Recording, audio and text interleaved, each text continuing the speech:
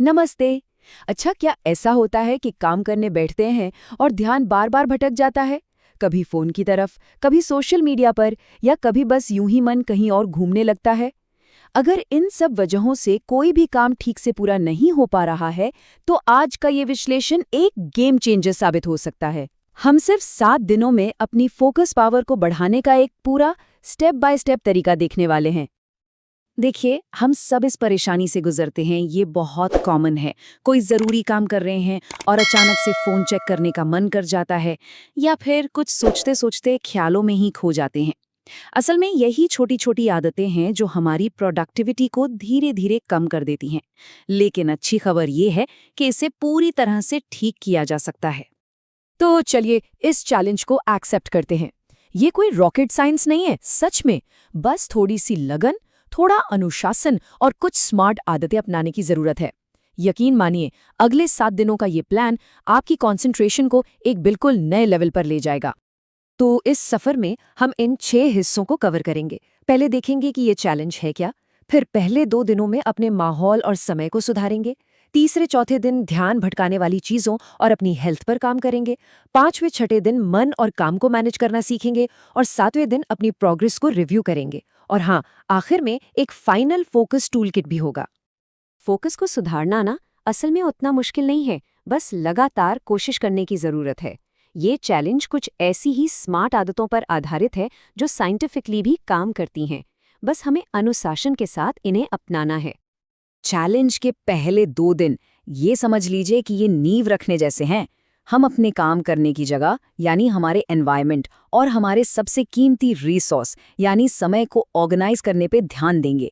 ये 2 चीजें सही हो जाए ना, तो समझ लीजिए आधी लड़ाई तो वहीं जीत ली। पहला दिन और सबसे जरूरी कदम, अपनी स्टडी या वर्क डेस्क को एकदम साफ करें। देखिए, एक बिखरा हुआ डेस्क एक बिखरे हुए दिमाग को दिखाता है। सिर्फ जो जरूरी चीजें हैं उन्हें रखें, बाकी सब हटा दें। और एक छोटी सी आदत डालिए, हर रात सोने से पहले बस 5 मिनट अपनी जगह को ठीक करने की। इसका लक्ष्य बहुत सीधा है। जब आसपास कोई फालतू चीज नहीं होती, तो दिमाग को भटकने के बहाने भी कम मिलते हैं। इससे न सिर्फ चीजें ढूंढने में लगने वाला वक्त बचता है, बल्कि एक मेंटल क्लैरिटी भी बढ़ती है। याद रखिए, साफ डेस्क मतलब साफ दिमाग। दूसरे दिन हम अपने समय को कंट्रोल करना सीखेंगे। और इसके लिए पोमोडोरो टेक्निक से बेहतर कुछ नहीं। करना क्या है?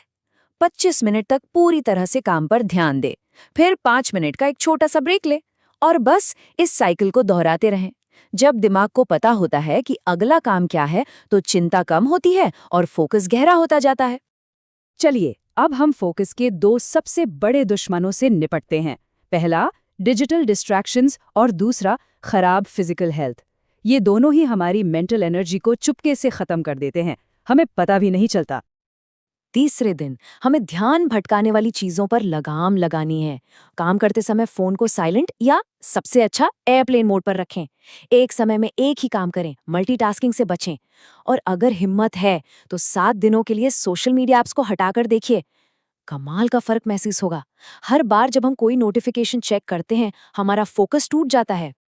चौथे दिन ये समझना जरूरी है कि फोकस सिर्फ दिमाग से नहीं, शरीर से भी आता है। रोज कम से कम 30 मिनट एक्सरसाइज करें, दिन भर पानी पिएं और नींद का एक फिक्स रूटीन बनाए रखें। एक्सरसाइज से ब्लड सर्कुलेशन बढ़ता है, जिससे दिमाग को सीधी ताकत मिलती है। और हाँ, हमारा खान-पान भी उतना ही जरूरी है। जब भी कंसंट्रेशन की जरूरत हो, जंक फूड और मीठे ड्रिंक से दूर रहें। ये चीजें थोड़ी देर के लिए तो एनर्जी देती हैं, लेकिन बाद में दिमाग को और भी थका हुआ और सुस्त बना देती हैं। तो अब तक हमने बाहरी दुनिया को ठीक किया, अब हम अपने अंदर की दुनिया पर काम करेंगे। इन 2 दिनों में हम अपने मन को ट्रेन करने और बड़े-बड़े कामों को संभालने की स्ट्रैटेजी सीखेंगे। 5वें दिन का काम है ध्यान, यानी मेडिटेशन। ये मेंटल क्लैरिटी के लिए एक सीक्रेट हथियार की तरह है। रोज सुबह बस 10 मिनट के लिए अपनी सांसों पर ध्यान लगाएं। आप चाहें तो एक मंत्र भी दोहरा सकते हैं, जैसे मैं शांत, केंद्रित और आत्मविश्वासी हूँ। और इसकी शुरुआत करना बहुत आसान है। हर सुबह बस 10 मिनट गहरी सांस लेने या माइंडफुलनेस मेडिटेशन से शुरू करें। ध्यान से चिंता कम होती है और अटेंशन स्पैन बढ़ता है। अगर शुरुआत में मुश्किल लगे तो गाइडेड मेडिटेशन ऐप्स की मदद भी ले सकते हैं। छठे दिन हम बड़े लक्ष्यों को छोटे छोटे मैनेजेबल कामों में तोड़ना सीखेंगे। जब कोई काम बहुत बड़ा और डरावना लगता है ना, तो दिमाग घबरा जाता है और उसे टालने लगता है। जैसे पूरी परीक्षा की तैयारी करने के बजाय उसे चैप्टर वाइज बांट लेना। एक एक करके चैप्टर खत्म करते जाइए। और हाँ, छोटे छोटे काम पूरे करने से मोटिवेशन बढ़ता है। जब आप अपनी प्रोग्रेस देखते हैं तो दिमाग और ज्यादा फोकस्ड रहता है। हर छोटा काम पूरा होने पर खुद को एक छोटा सा रिवॉर्ड दें, जैसे थोड़ी देर टहलना या अपना पसंदीदा गाना सुनना। इससे मोमेंटम बना रहता है। और अब हम आ गए हैं 7वें और आखिरी दिन पर। ये दिन है आत्मचिंतन का और फोकस की इस आदत को लंबे समय तक बनाए रखने की तैयारी का। क्योंकि देखिए, किसी भी आदत को बनाने के लिए कंसिस्टेंसी सबसे जरूरी है। दिन के अंत में बस 5 मिनट निकालकर ये लिखिए कि आज क्या अच्छा किया और कहाँ सुधार की जरूरत है। अपनी गलतियों को समझने से ही हम उनमें सुधार कर सकते हैं। ये प्रोसेस आपकी आदतों को मजबूत करेगी और फोकस को लंबे समय तक बनाए रखने में बहुत मदद करेगी। तो इन 7 दिनों के सफर के बाद आइए उन सभी जरूरी बातों को एक साथ एक टूल किट में समेट लेते हैं। ये आपकी स्थायी कंसंट्रेशन के लिए एक गाइड की तरह काम करेगा।